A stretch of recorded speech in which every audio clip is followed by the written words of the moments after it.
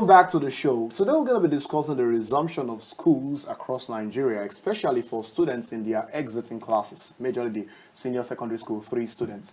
And even after the show, we're going to be showing you a report on this particular issue as well. And to discuss with us, we have a publisher with us in the house in the person of Samson Fadelo. Welcome, Samson, to the show. Thank you very much, sir. Hello, Samson. Welcome. You look good, I must say. Thank you. All right, then. Now, Samson, we know the coronavirus is out there and many people are still trying as much as possible to keep safe and all that. But now the senior secondary school 3 students have resumed to prepare for their WAEC exams and all that. What can you say about this move by the federal government itself? Well, I will say it's a very good one. The issue is no matter how deadly we think the pandemic is, we cannot continue to stay at home and things must continue to run. So the only thing we can do is see a means to manage through the pandemic and bring things back to normal. The issue is we might not have a very straight approach into doing away with the pandemic completely, like find a cure or whatever as of now. But the issue is that does not mean the processes that makes life meaningful, that does not mean they should permanently be on hold.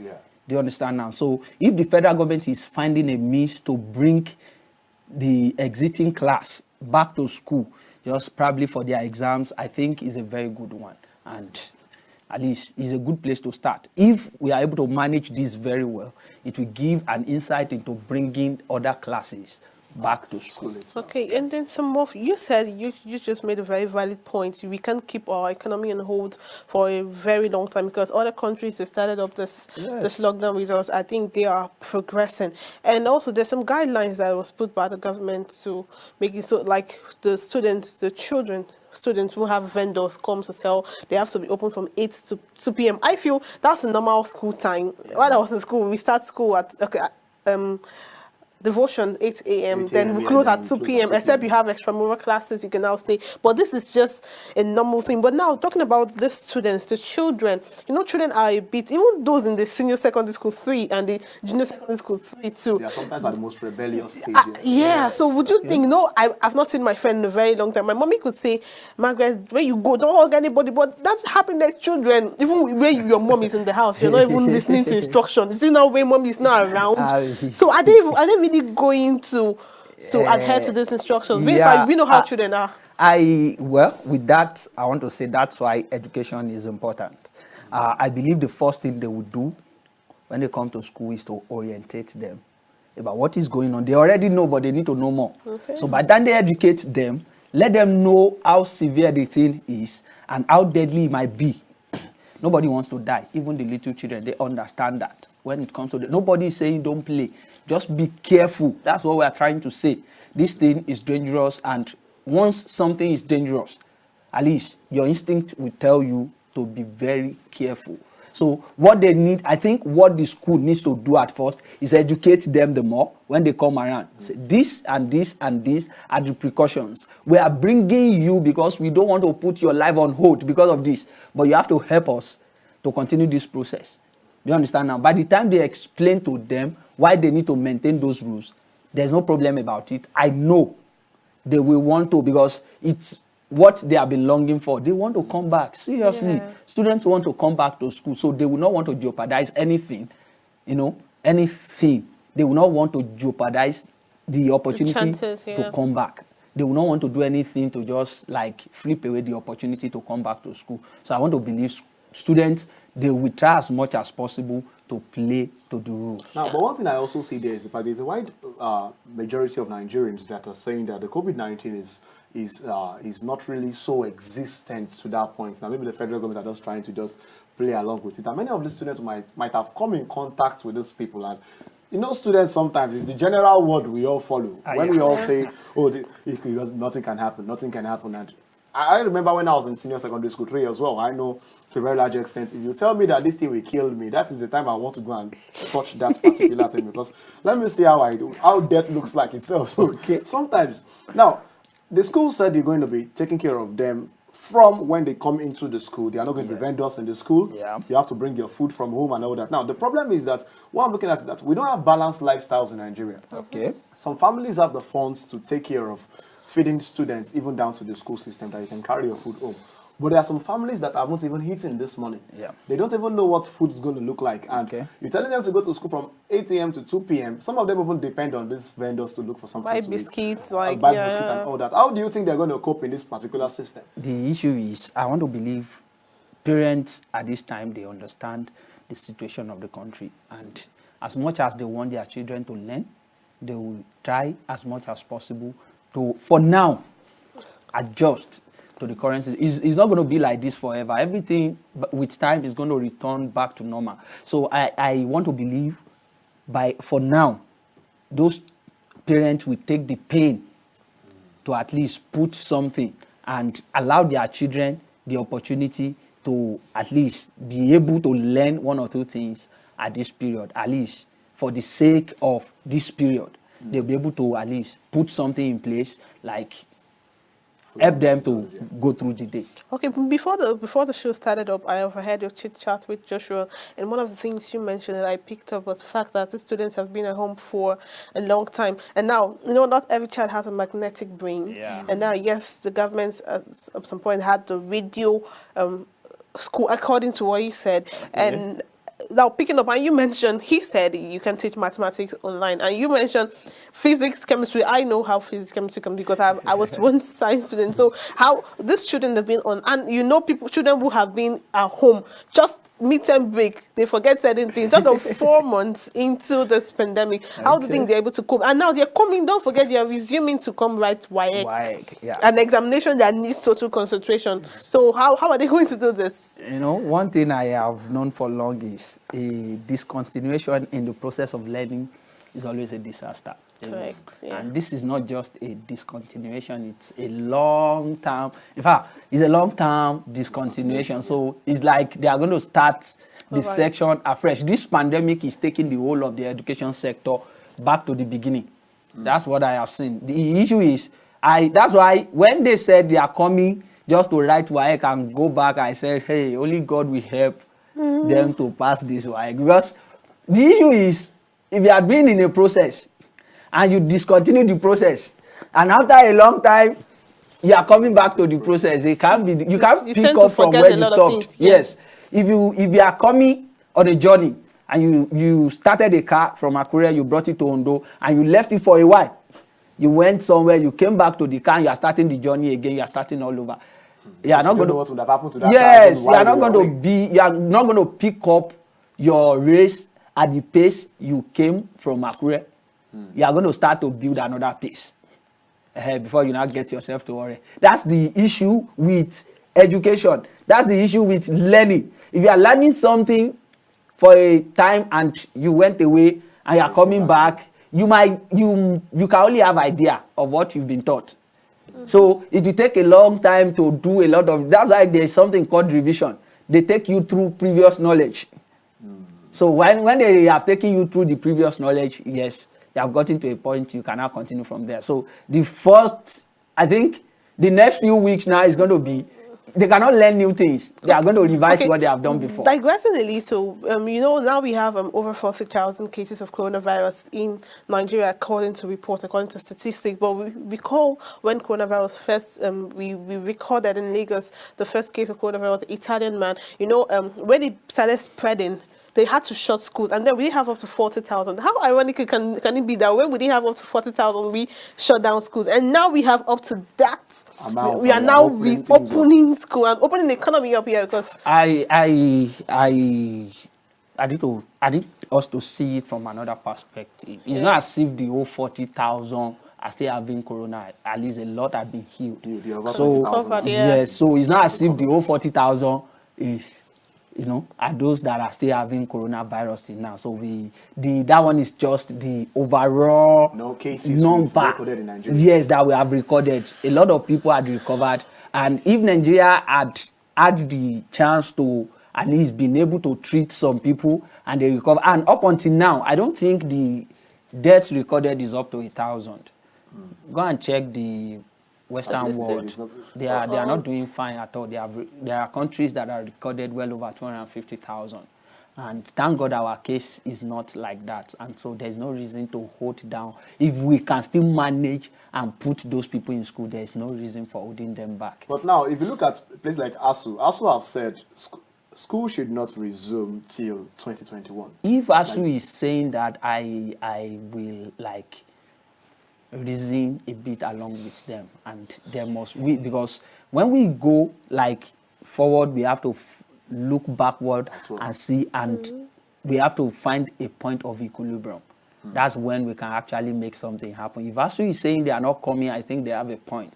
Majority of these people are elderly, they are aged, and they are very prone to coronavirus. Yeah. No, the issue is students might not really be affected by the virus because of the age range. You understand now? Yeah. But these lecturers, majority of them are well above the age of 50.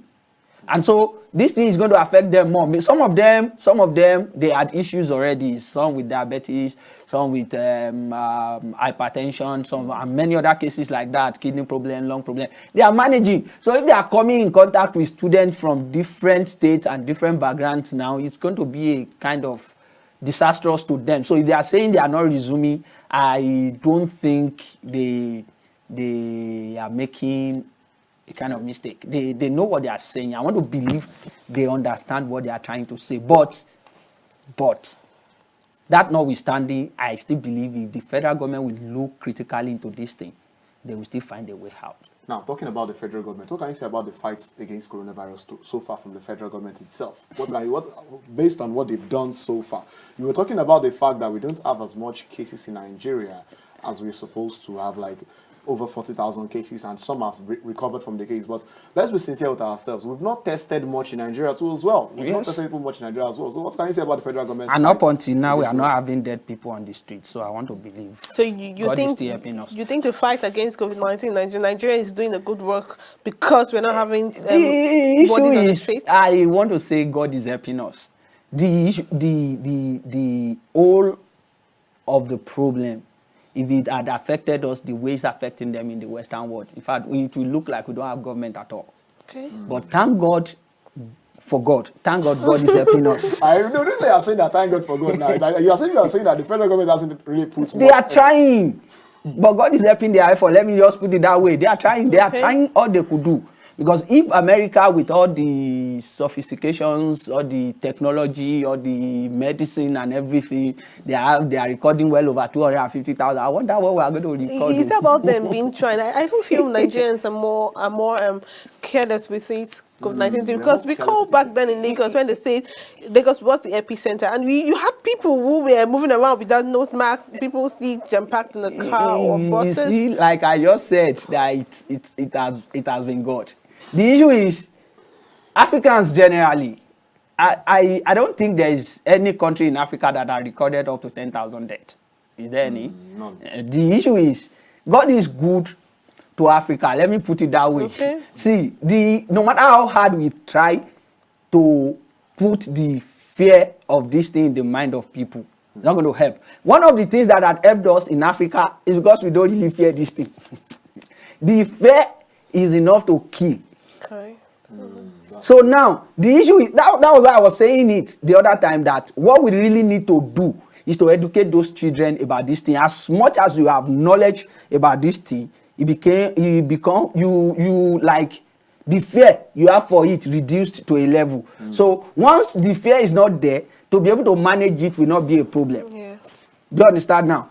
Maybe majority of us are not having the problem that much because there's not much fear for this thing in Africa. Let me put it that way. And God has so blessed us with good immunity system. So our immune system are, I think, good enough to manage. It's not as if people don't have. But I want to believe there is a process, there's a continuous process of healing that occurs spontaneously in Africans generally. People just get rid of it because I wonder how a governor of a state will have in 3 days and he will not have I will test negative again, test positive, and after 3 days it will be negative. So if that could happen to a governor, then I think Nigerians are good to go. Okay. A governor had it the other time and recorded he took apps and some other things.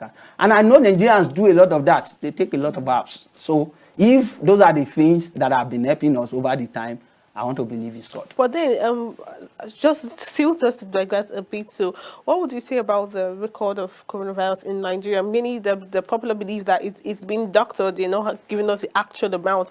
Some people say now that two different opinions. Some people say the amounts are more than we think. Others say it's lesser, but they're just increasing it probably to get money. I'm not saying that, but what do you think about it? Is it...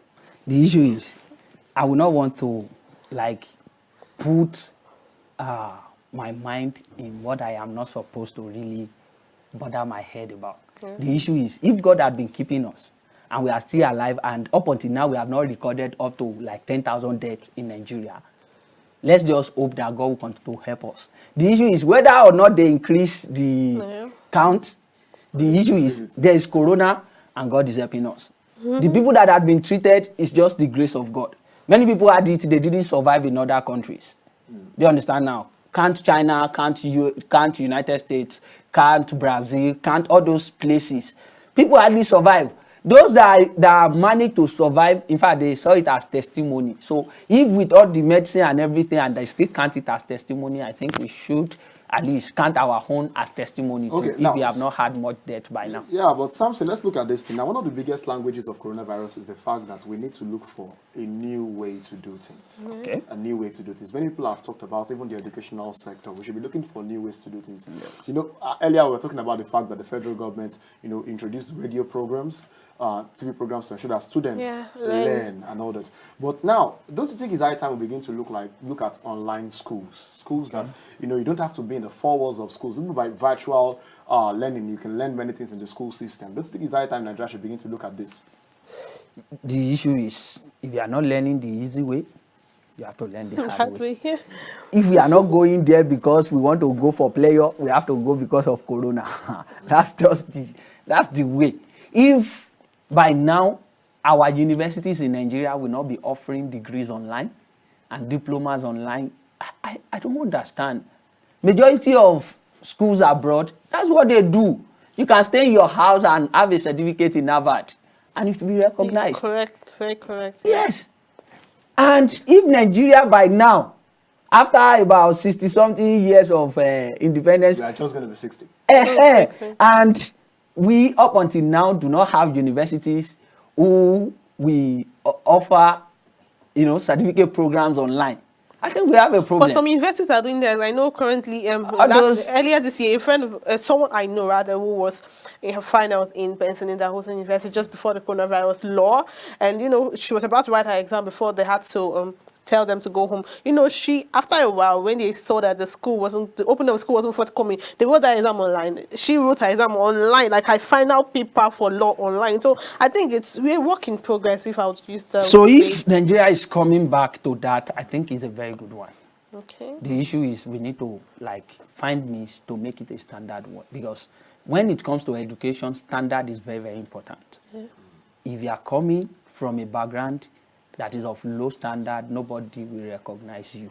And the one we have on ground already gone that are schools we attend forwards, we are still trying to match up with the world standard. Yeah. So if we now go online now, it's going to be a double work to match up with world standard. So it's going to be much work on the part of the ministry, or don't let me say government, the Ministry of Education, because they are directly in charge of this thing. They have to measure up. They have to create standard that will serve as policy that all those people will have to measure up with to ensure a uniform sense of what do I call it now? A uniform standard. Let me put it that way, so that when people say I had this online, Nigerian university, they will see it as acceptable, you know. Yes, and so if they are being measured by a standard yardstick, and I don't think there will be reasons for overseas countries to reject our online certificate, because as of now, even the one we backed from schools, they still query them when we get outside Nigeria. So how about the online?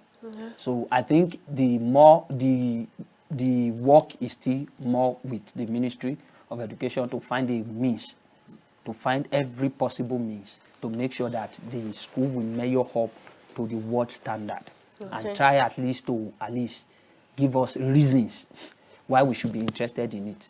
You know, because there is the one thing is for them to create it. Another thing is for us to want to do it. They should give us reasons why we should like invest our time and money in doing it, because it's pointless when you go and invest your time and money in things like that, and at the end of the day it will be useless.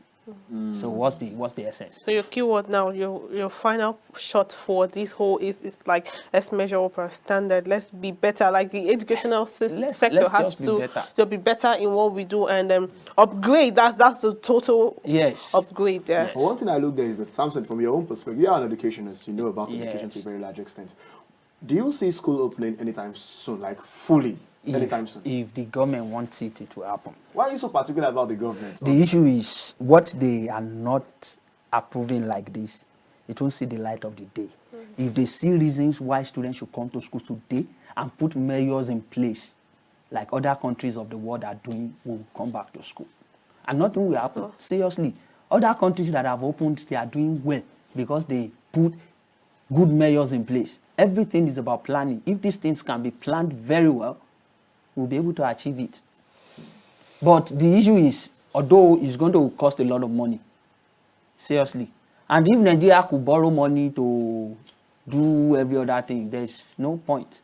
They should be able to take care of education too. All right. Education is very important and is the bedrock of development. Whatever it is we see in this country is as a result of education. We have the best of the doctors today because they are educated. The best of the lawyers, the best of everything we have today.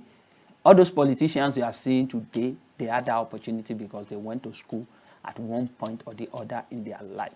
And so if they are denying other people the opportunity to do the same, when they are off the stage, nobody will take over. If people are taking over, there will be nuisance because, yes. And we're still dealing with nuisance currently. Yes. So the issue is we cannot continue to lock down our schools and expect everything to be well. If by now the schools are not planning to come back, seriously, I don't want to be a prophet of doom. I'm not saying bad things will happen, but if those things are not well taken care of, seriously, it's just a matter of time when crime rate will increase in Nigeria. Cybercrime and all those sure things. Do not want more crime. Yes, idle hand is the devil's workshop. If you are not keeping them busy, they are going to keep themselves busy with the wrong things. All right, then, you know, if we go on and on, we don't exhaust this discussion because we have a lot to talk about it. But thank you, Samson, for being on the show today. We really appreciate your presence. Thank you. And we hope to have more of you on our segment. Thank you very much. All right, with this, we have to go on a very short break. But when we come back, we have more interesting segments for you. So stay with us.